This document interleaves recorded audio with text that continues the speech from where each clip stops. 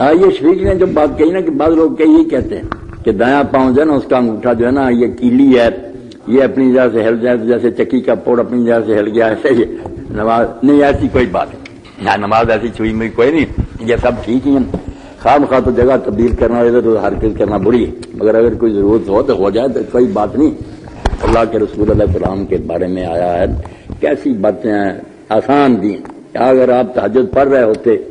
اور دروازہ جو تھا وہ قبلہ کی طرف ہی تھا حجرہ کا، تو کوئی آدمی اگر دروازہ آ کر کھٹکھٹاتا تو آپ پھر اسی طرح سیدھے ہی چلتے جاتے، انگلی کھولتے اور پچھلے پاؤں پھر مسلح پر آ جاتے، کیلی کوئی نہیں ہلتی تھی، نہ نماز کا کوئی دیکھتا تھا۔ اگر نماز پڑھتے ہوئے اگر کوئی آواز دیتا نا اور آپ سمجھتے کہ اسے پتہ نہیں نماز پڑھ، تو آپ پھر کچھ کلمے نماز کی اونچی بھی پڑھ دیتے تھے کہ اس کو پتہ چل جائے کہ نماز پڑھ رہا، تو کوئی فکر نہ کریں، نماز کوئی ایسی چیز نہیں کہ وہ ہوا میں اڑ جائے گی، خیر ہے۔